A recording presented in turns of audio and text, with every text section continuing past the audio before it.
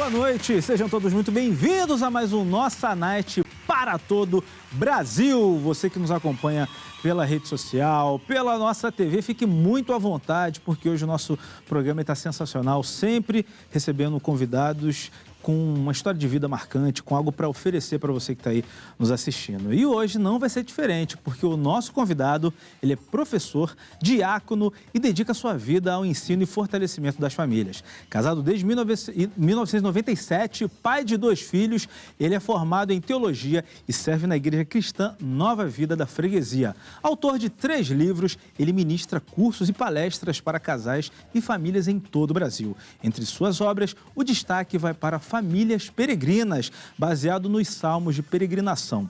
Com uma história de fé, dedicação e muito conteúdo, recebam com a gente Luciano Bezoco. Vem pra cá! E aí? Meu irmão. Luciano Bezoco. Rapaz, fez algum lugar, hein? Fique à vontade!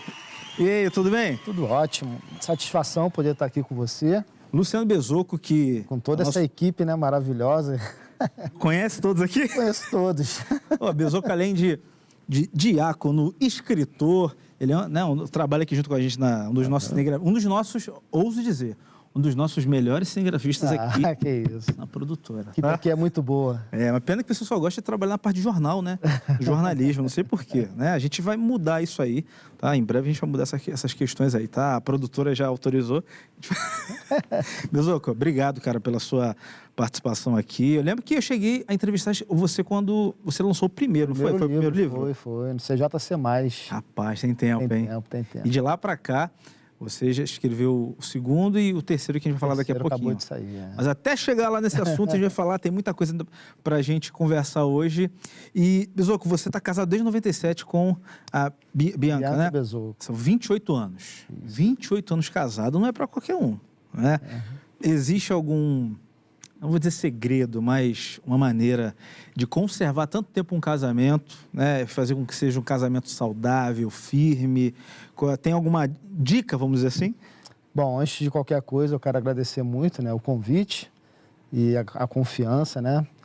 Mas o segredo de estar casado há 28 anos, eu acho que, em primeiro lugar, é colocar Deus dentro desse relacionamento, né? Eu tenho 28 anos de casado, com mais um de namoro, 29 anos, né?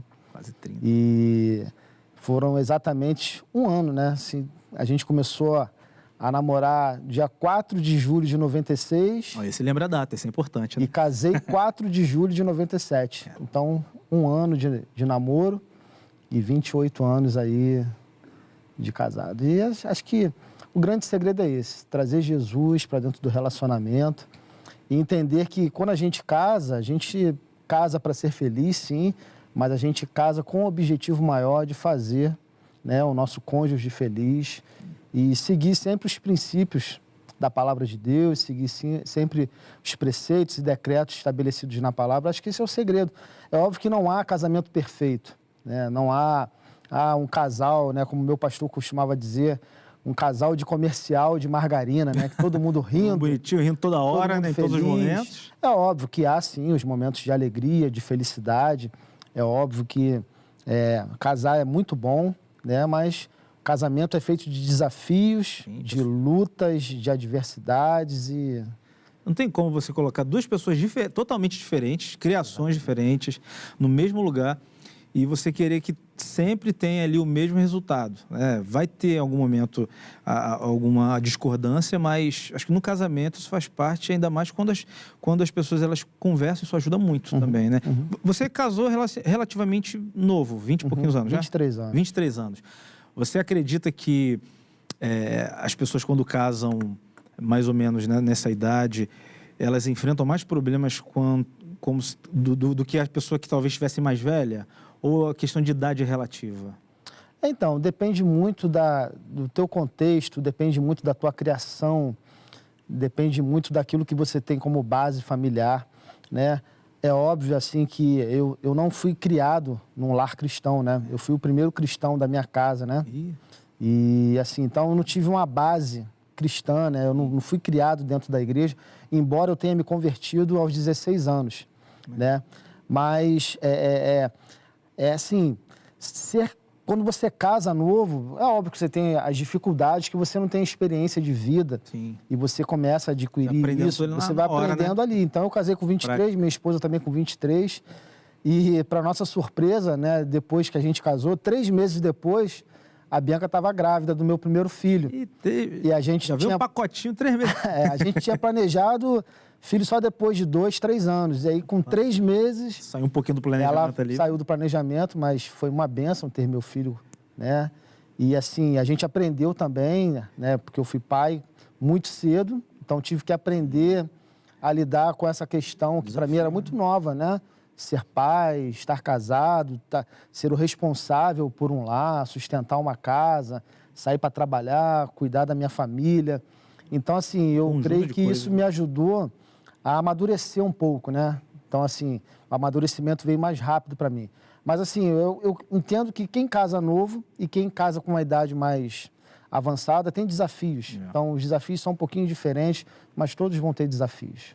Antes de eu casar, eu ouvia muitas pessoas falando assim, o primeiro ano é um ano muito complicado, porque é um ano de adaptação, é um ano que talvez os defeitos que você via no outro no namoro estão ali pequenos, mas no casamento, no primeiro ano, ele aumenta.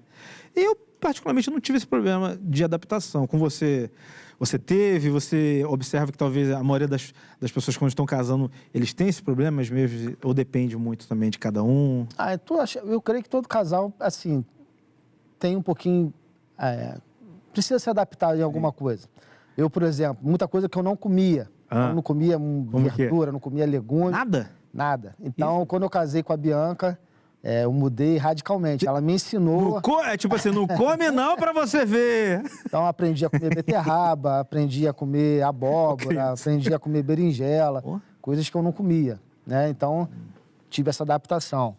Mas, assim, eu acho que é mais a questão do lidar, do viver, as questões de gostos, de hábitos, que você vai ali, né, levando a tua vida em comum e você acaba se adaptando, você acaba trazendo para a tua vida coisas que você não gostava, que ela gosta. Sim. E ela acaba levando também para a vida dela coisas que ela não gostava, mas que eu gosto. E a gente vai, então, tendo essa harmonia. E, assim, com 28 anos de casado, até hoje a gente ainda tem essa adaptação. Para ajustar, claro. Acho que isso é muito normal num casamento. Acho que é um ajuste contínuo, né? É verdade. Não, é engraçado que as pessoas, antes de eu casar, o pessoal ficava botando medo, né? Falando, não, que isso, depois de você casar, você não vai poder sair de casa não, porque e se sair de casa sem avisar, tu não vai voltar para casa, se voltar para casa sem avisar a esposa, tu vai ver, cara. Mas aí o que acontece? Às vezes as pessoas, quando têm uma experiência ruim na vida delas, elas acabam passando isso porque são as experiências dela. É só que quando uma pessoa começa uma nova família, o que vai definir ali vai ser como cada uma lida com os desafios um com o outro. Isso faz toda a diferença. Né? Com certeza. Acho que os desafios fazem parte, né, da caminhada cristã. Os desafios fazem parte da tua jornada. E falando de relacionamentos, né, a gente aprende com os desafios, né? A gente aprende com as dificuldades da vida, a gente aprende com os dilemas que são impostos, né, na vida de um casal, principalmente um casal novo.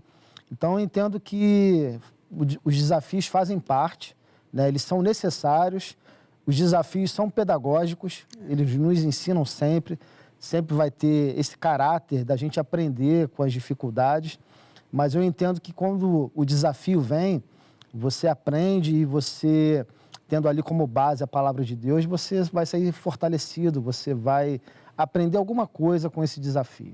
É assim que eu entendo. Importante. O bebê, eu falei bebê porque eu chamei de bebezoco, né?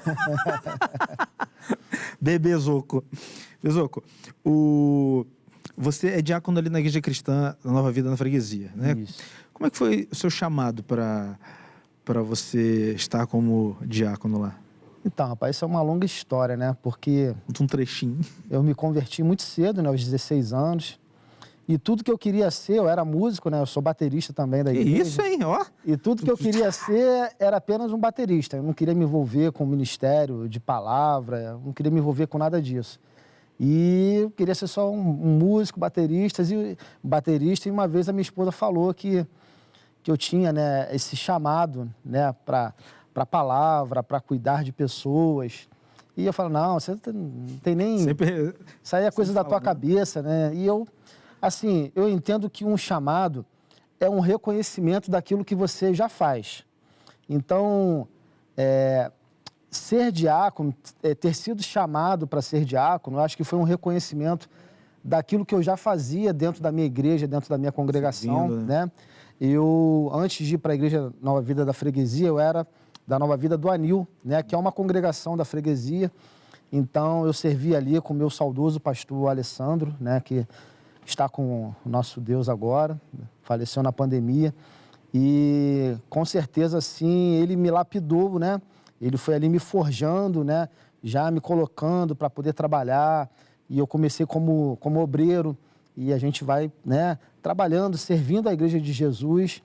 E entendo que no tempo oportuno, assim, quando ele percebeu que seria um bom momento, ele então me chamou para conversar e falou dos desafios, né, que um diácono enfrenta, né, do ministério, né? Porque muita gente não sabe, e às vezes as pessoas falam, o cara é diácono, é presbítero, é um pastor. Chegou já num patamar ali que mas, não assim, enfrenta problema. A palavra diácono vem do grego diáconos, que significa escravo. Meu Deus. Que significa servo. Servir mesmo, né? Então, a gente é chamado para servir. A gente é chamado para poder ajudar o nosso pastor, né? Essa é a função do diácono, servir a igreja. Quando a gente olha para as Escrituras, a gente vai ver ali, né, aqueles homens que foram ordenados no primeiro século, né? A gente vai ver que o primeiro mártir da igreja foi um diácono. Sim. Então, o primeiro a ser ali apedrejado foi, né, o diácono Estevão. Então, esse é o serviço do diácono, servir a igreja de Jesus, ajudar o seu pastor, servir a sua congregação com amor e entender que ele está ali não para receber os aplausos, não para receber os louros, mas está ali disposto a servir, não tem hora, não tem dia. Então, a gente está ali para servir a Igreja de Jesus. E é algo que você tem que estar disponível e disposto, né? Porque não só quando o pastor precisa, você está lá de prontidão. Quando alguém que você está ali assistindo, ajudando de alguma forma, né? Precisa, vai lá pedir e você tem que estar ali com o coração aberto, né? É verdade. E assim, aí, só para completar, eu fui chamado pelo pastor Alessandro, mas fui ordenado na igreja da freguesia pelo pastor Roberto Azen, que é o meu pastor hoje, no qual eu estou ali hoje servindo na igreja da freguesia, ajudando não só ao pastor Roberto, mas também a todo o corpo ali de pastores. E a nossa vida é essa, é trabalhar para a obra de Deus, é servir e ajudar naquilo que é preciso. E você já está nessa pegada de servir, você também, além de diácono, atua como professor de educação cristã. O que te motiva a querer ensinar, ajudar? Qual é a sua motivação? Então, isso foi um desafio, e isso sempre assim, me reporta ao passado, porque antigamente eu não gostava nem de falar no telefone. É mesmo? Eu não falava, o telefone tocava, dava para minha esposa atender. E essas coisas assim, eu tenho que agradecer aos pastores que enxergaram na minha vida esse desafio, esse propósito, entender que eu seria capaz de poder hoje também estar dando aula, assumindo uma sala de aula. Então, eu agradeço muito aos meus pastores, né, que puderam investir na minha vida, né, em treinamento, em estudo, e assim, viram essa capacidade, né, de você chegar e poder também estar ali ensinando a palavra de Deus. É um desafio muito grande, porque quem ensina está sempre aprendendo. Isso é o que eu levo para a minha vida. Então, para que você possa ensinar, você tem que estar disposto a aprender. Sim, verdade. Então, você tem que estudar sempre, sempre, sempre, sempre, sempre. Porque muitas das vezes na sala de aula ali, um aluno, ele tem dúvidas, né? Que ele não vai tirar no culto, mas ele vai tirar ali dentro da sala de aula. Então, você tem que estar preparado, porque... E assim, muitas das vezes a gente não sabe de tudo, né? Se a gente não sabe, a gente vai ao pastor pedir orientação. Mas a função de você estar ensinando ali a palavra de Deus requer de você estudar, buscar conhecimento, atualização. Mas é um desafio que eu amo, é um desafio que eu gosto e acho que está no meu sangue, né? Eu sou filho de professor, né? Meu pai foi professor E sou Cobrava pai, bastante, então, e né? sou pai de 2 professores, né? Tanto mesmo? meu filho quanto também a minha filha, são professores formados, né? Dão aula hoje. Que legal. Então, eu acho que essa questão do ensino tá na veia, tá na nossa família. Eu nem conheço o seu filho, mas eu gosto dele porque ele gosta da Oficina G3. Né? Como é o nome deles? É o Pedro Bezoco. Pedro Bezoco e a Fernanda Bezoco. Fernanda Bezoco. Aí, ó, o paizão aqui, ó. Aí, ó. E também você tem... a gente não... Você também, eu lembro que há um tempo atrás, você tinha até curso de câmera, né? De cinegrafista. Isso foi uma... Atua em várias áreas, né? A gente, assim, costumo dizer que isso é a minha profissão, né? Sim. Comecei a trabalhar muito cedo em televisão, né? Já nos anos 90, né? Comecei a trabalhar em televisão e fui para uma grande emissora. E ali também foi a minha escola, né? E aprendi muita coisa ali, tive a oportunidade de fazer grandes eventos, de poder viajar. Maneiro. E aprender bastante com muitos mestres, né, da televisão. E essa questão do ensino está sempre dentro de mim. Então, assim, teve uma época aqui na vida que eu precisei e entendi que era o momento de poder passar esse conhecimento. E foi muito gratificante também, esse momento de poder ensinar, de poder passar esse conhecimento também. Eu acho que foi gratificante. E todo esse seu desejo por servir, por ensinar, te levou também a trabalhar com famílias, né? O que direcionou vocês a trabalhar, e você especificamente, com casais? Então, um chamado específico? Eu acho que esse chamado ele aconteceu de uma forma muito natural, assim. Deus já foi direcionando tanto eu como a minha esposa para trabalhar. E isso começou com um amigo que eu tinha no trabalho. Ele estava passando por sérios problemas, né, no seu relacionamento, no seu casamento, e pediu algumas orientações, né? E eu me lembro que uma noite eu fui com a minha esposa na casa dele e, assim, eles já estavam separados já, né? Caramba. E a gente começou a conversar e a orientar eles, né? Eles não eram cristãos ainda na época. E a gente começou a orientar, levar a palavra de Deus ali para eles. E, assim, para a glória de Deus, depois de algum tempo, eles retornaram, né? Estão juntos hoje, estão servindo a Jesus e com toda a família. E isso para a gente foi, assim, muito gratificante, né? E ali acendeu, assim, sabe, uma chama para a gente poder estar servindo a igreja. E, como eu falei, naturalmente, você começa a servir, você começa a trabalhar e o chamado ele vem naturalmente. Eu comecei a trabalhar dentro da minha igreja, aconselhando pessoas, e chegou uma certa época que o nosso pastor então nos chamou, tanto eu como a minha esposa, e perguntou se a gente queria assumir, né, o Ministério de Casais e Famílias. E a gente começou a trabalhar e não paramos mais, né? Trabalhando, servindo a Deus até hoje. Quais os maiores problemas que você observa, talvez, nos casais de hoje? É a questão que acho que estava na moda, o pessoal falando, nós terminamos porque nós éramos incompatíveis, né? É incompatibilidade, talvez as pessoas que não querem, de fato, continuar, né, lutar pelo casamento. Quais os problemas que você vê que são os mais recorrentes? Quando a gente olha para essa questão de casamento, de relacionamento, a gente vai ver sérios e graves problemas. Eu acho que o primeiro problema que é muito comum dentro de um casamento é tanto o marido como a esposa não saber o seu papel, né? Não saber por que ele está casando, o que ele precisa fazer no seu casamento. Então, a palavra de Deus ela é completa. E Deus descreveu isso, né? Paulo fala isso lá em Efésios, no capítulo 5, o papel do marido, como também o papel da esposa. Então, em primeiro lugar, eu entendo que tanto o marido quanto a mulher, eles precisam saber o seu papel, precisam saber e ter um direcionamento por que eles foram chamados para estar dentro de um casamento. Então, eu acho que esse é o primeiro e mais grave problema, é a inversão de papéis, é não conhecer o seu papel. É também a falta de diálogo. Então, eu entendo que isso leva muitos casais a terem sérios problemas. Casal, o marido que não quer dar o braço a torcer, que não quer ouvir a esposa que não quer ouvir o marido. Só quer ter a razão, E eu acho que a falta de diálogo, né, a falta dessa compreensão de diálogos também, traz muitas questões problemáticas para o casamento.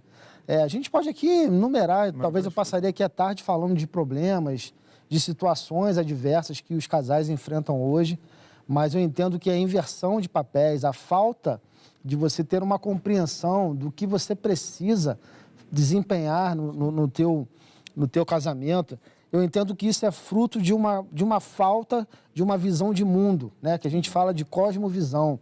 Então, você precisa ter uma cosmovisão, entender por que você precisa ser um bom marido, por que você precisa amar a tua esposa, por que a palavra de Deus diz que o marido precisa ser o cabeça do lar, por que a esposa é auxiliadora, né? E essa palavra auxiliadora hoje, ela está muito deturpada, né? Então, as mulheres acham que ser auxiliadora do marido é ser menor, mas não.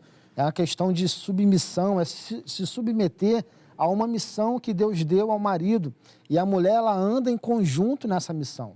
Mas a grande questão é, se o marido não sabe a missão dele, que é a questão do papel, aí fica muito difícil, né? Então, a maioria dos problemas se dá por conta disso. Não conhecer os papéis, falta de diálogo e por aí vai. Também acontece muito do homem ou da mulher, já vem de uma família que talvez não está muito estruturada e acaba repetindo no seu próprio relacionamento aquilo que talvez o pai ou a mãe faziam de errado no deles, e a pessoa acaba repetindo e às vezes até inconsciente, né?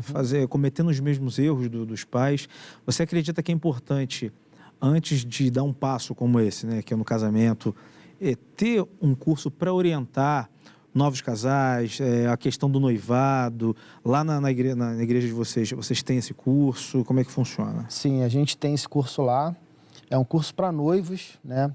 Aliás, a minha igreja não casa nenhum casal se eles não fizerem esse curso, né? E eles até brincam lá que a função desse curso é separar os noivos. Porque, e já aconteceu, algumas pessoas fazerem o curso e verem assim... É o passo antes, né? Eu não estou preparado para casar, né? Adia ou termina. Isso aí. Então, assim, poxa, eu não estou preparado para casar com essa pessoa, porque a gente entende que casamento é para a vida toda, né? A gente entende que o casamento, ele não pode ser diluído, né? Ele é indissolúvel. Então, a gente tem lá o curso, né?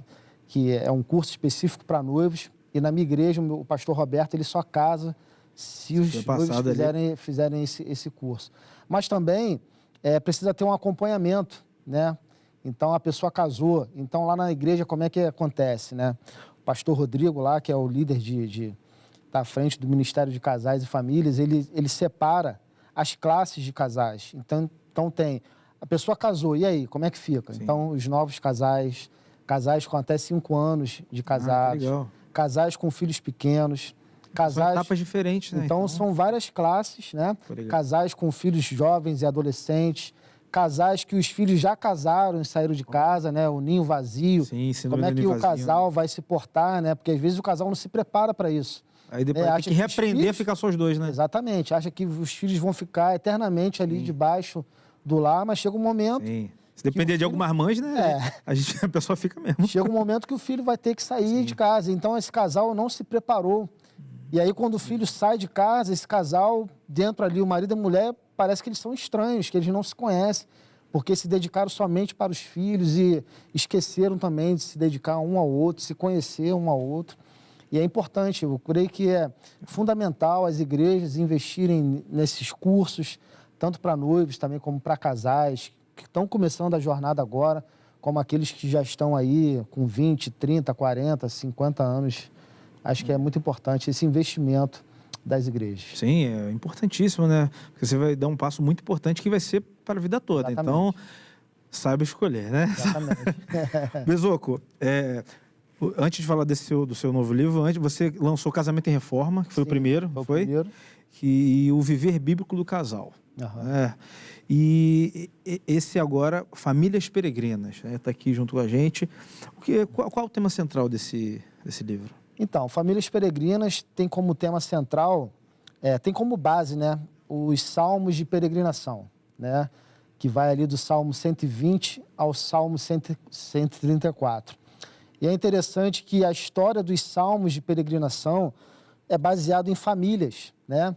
Antigamente, a lei de Moisés ordenava que o povo de Deus, o povo de Israel, precisava ir a Jerusalém pelo menos 3 vezes no ano, cultuar a Deus, entregar ali as suas ofertas. E eles iam basicamente em 3 festas, que era a festa da Páscoa, a festa dos tabernáculos e a festa do Pentecoste. Então, pelo menos em uma dessas festas, essas famílias precisavam sair das suas cidades, da sua casa, da Palestina e caminhar.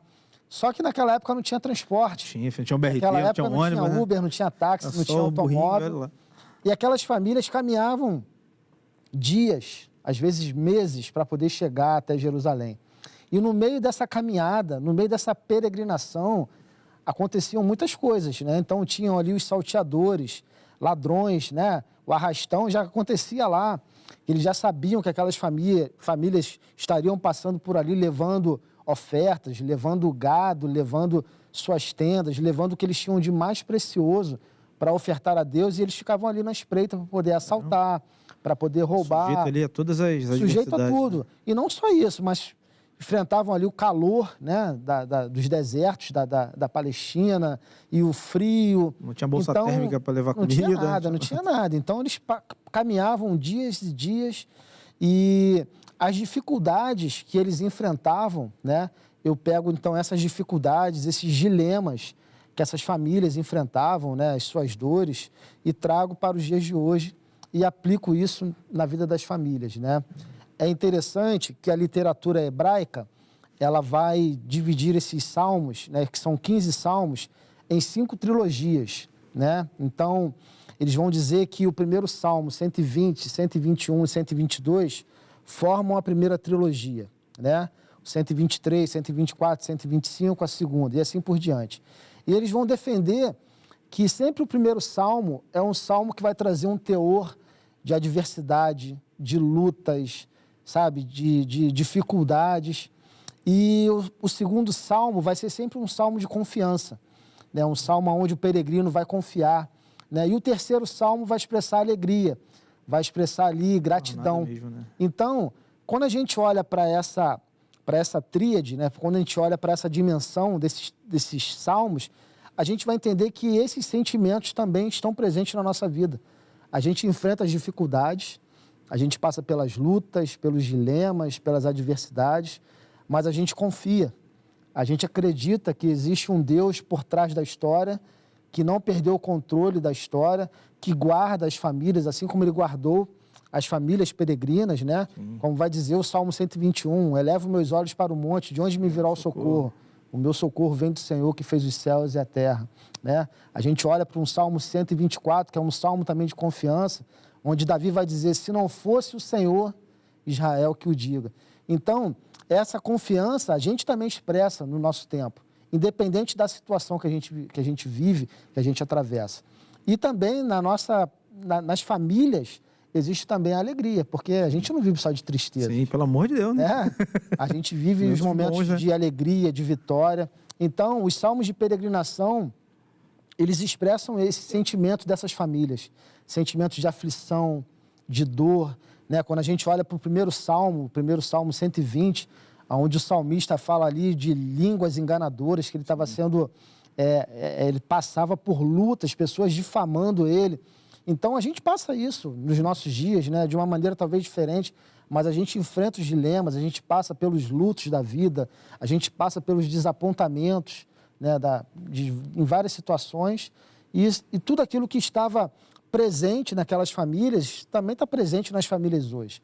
E entender isso, olhar para os salmos de peregrinação e entender que o mesmo Deus que conduziu aquelas famílias que saíam lá da Palestina, que saíam das suas cidades e chegavam no Monte Sião, chegavam ali em Jerusalém para adorar a Deus, é o que Deus faz hoje com a gente.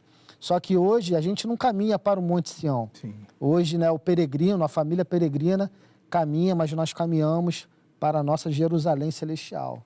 E até lá a gente entende que Deus está conduzindo a história. Até lá, o Senhor com a gente na frente, porque se não, igual Moisés, se não for o Senhor a estar com a gente, nem nos faça sair dessa terra, né? É verdade. Eu estava lendo o capítulo 4 e o título dele é Olhe Sempre para o Alto, né? Você usou até ali uma uma historinha falando de uma escrava, né? Que conseguiu ele ajudar a libertar muita gente, mas porque, de fato, ela estava nessa confiança. Você quis passar, de fato, nesse capítulo que a gente tem, de fato, olhar para o alto como uma confiança de que Deus ele pode, a qualquer momento, ali nos socorrer. Foi isso que você quis passar nesse Exatamente. capítulo? Eu entendo que a vida do peregrino, né, ela, como eu falei, ela é feita de medos, né? A gente sente medo muitas das vezes diante das adversidades da vida, mas são nesses momentos que nós precisamos expressar a nossa confiança, são nesses momentos que nós precisamos expressar a nossa fé e entender que Deus, ele não perdeu o controle da situação, né? Na vida do peregrino, ele caminha, né? E ele passa ali por situações adversas, mas ele também tem a oportunidade de ajudar outros peregrinos, né? De ajudar outras pessoas que caminham com ele, né? Então, eu entendo que confiança é algo que o cristão não pode perder. Sim. Então, nós precisamos ter confiança de que Deus está no controle da história, que Ele guarda a nossa família, que Ele guarda a nossa vida, que nos momentos da luta que se levantam contra nós, Deus vai estar ali presente, nos guardando, nos livrando e nos dando capacidade para poder vencer. Porque o fato de nós servirmos a Deus, eu sempre falo isso, e assim, a gente não é isento das lutas. Isso que eu ia falar agora. A gente não vive dentro de uma redoma espiritual, né? Protegidos, né? Porque somos cristãos. A bala perdida não chega no cristão, onde a gente, né, não passa pelas lutas, pelas doenças. Não, nós enfrentamos essas adversidades, mas confiando que Deus está sempre nos guardando. Deus nos guarda, nos protege, mas a gente não está isento de enfrentar uma adversidade, né? Em alguma hora da nossa vida. Mas aí o fato de conhecer o Deus que a gente serve nos ajuda, né, a superar, a vencer. É verdade. Porque a gente sabe também o Deus que a gente tem. E ao longo desses anos, Bizuco, ajudando casais, né, ministrando, agora, como escritor também, tem alguma história marcante, algo que você lembre de alguém que passou aí pela vida de vocês, que foi ajudado, você falou, essa história daqui, isso aqui que aconteceu, até hoje eu carrego no coração, tem alguma que você lembra assim? Eu lembro de 2 episódios. O primeiro foi dessa família que eu relatei, né? Eu levo isso assim como... E hoje, eles são meus amigos mesmo, assim, do coração. A gente está sempre junto, né? E olhar para a vida dessa família e enxergar o que Deus fez, né? Não fui eu que fiz, foi Deus. É entender que Deus, ele continua agindo com a sua graça, com a sua misericórdia. E quando eu olho assim, quando eu escrevo alguma coisa, eu escrevo sempre com essa esperança de que aquilo que eu esteja escrevendo venha, sabe, diretamente de Deus para a minha vida, que abençoe em primeiro lugar a minha família, mas que possa abençoar também, né? Desculpa. Possa abençoar também pessoas que vão ter acesso ali à literatura, que vão estar lendo. E eu me lembro de um episódio do pastor Davi, que trabalhou aqui com a gente. Sim, pô, Davizinho. E o meu primeiro livro, né? Ele estava com o meu primeiro livro e ele falou que saiu daqui e foi para casa. E no ônibus, quando ele estava indo para casa, ele sentou do lado de uma senhora que estava chorando. Caramba. E Deus tocou no coração dele e ele pegou o livro da mochila e deu para ela. E ela começou a folhear ali, né? As primeiras páginas. E ela falou para ele que o que ela já tinha lido ali já tinha confortado o coração dela. Maneiro. E ele trouxe esse testemunho para mim, né? E eu fiquei assim, eu falei, olha, já valeu a pena ter escrito esse livro, né? Porque, assim, esse livro já alcançou um coração, alcançou uma pessoa e foi bênção na vida dela. Então, são esses testemunhos que chegam pra gente assim, sabe, mexe com a gente, mas a gente entende que é Deus que vai movendo a história. É que você falou nesse primeiro livro, foi o Casamento em Reforma, que é o que eu tenho em casa, autografado, né? Vou mostrar aqui, ó, pode mostrar pra mim. Esse aqui foi o primeiro, você escreveu ele em que ano, você lembra? Esse foi em 2019. 2019. Esse aí foi fruto do meu TCC, né? Quando eu terminei o meu seminário. E aí eu escrevi o meu TCC e o meu professor, ele falou assim, poxa, esse trabalho dá um livro.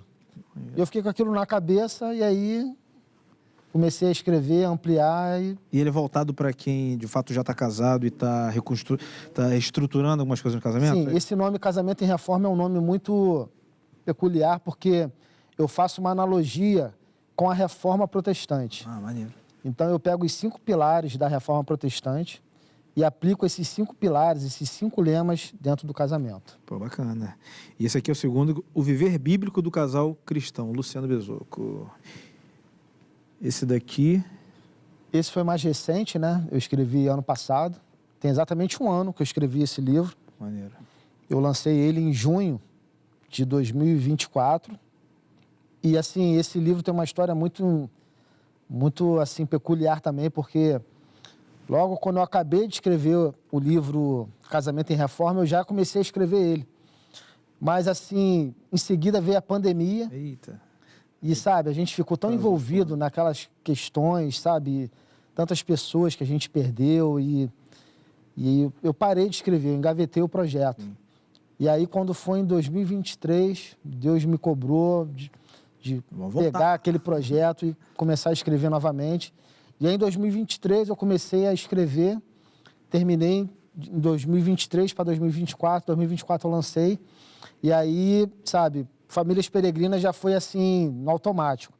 Eu acabei de escrever esse, já comecei em Famílias Peregrinas e a gente está aí seguindo e caminhando. E esses são só os 3 primeiros, porque em breve virá o 4º, 5º, 6º, né? E aí até Deus dirigir, né? É verdade, é verdade. Bezoco, eu quero agradecer muito a sua presença. Obrigado, cara, por estar aqui dividindo um pouquinho do seu trabalho. Eu espero que você continue abençoando a vida de milhares de famílias como você e sua esposa. Vocês têm feito através dos seus trabalhos, dos seus livros. E esses aqui são só os 3 dos próximos que virão. Se Deus quiser. A galera que está nos assistindo, como é que eles fazem como é que eles podem fazer para adquirir seus livros? Onde que eles podem encontrar? Fica à vontade. Então, o Instagram, @Família em Reforma Oficial. @Família em Reforma Oficial. Pode seguir a gente lá. Lá tem alguns links, né, de páginas do livro que você pode estar adquirindo. E se você quiser mandar um direct, uma mensagem ali, eu vou responder. Mas aproveite e siga lá também o projeto @Família em Reforma Oficial. Tem mensagens lá também e o nosso ministério está lá. Perfeito. Luciano Bezoco, diretamente aqui do Nossa Night. Obrigado, Bezoco. Eu que agradeço. A gente se vê nos corredores. Galera, obrigado pela sua participação, pela sua audiência. Esse foi mais um Nossa Night para você. E até o próximo. Fiquem com Deus.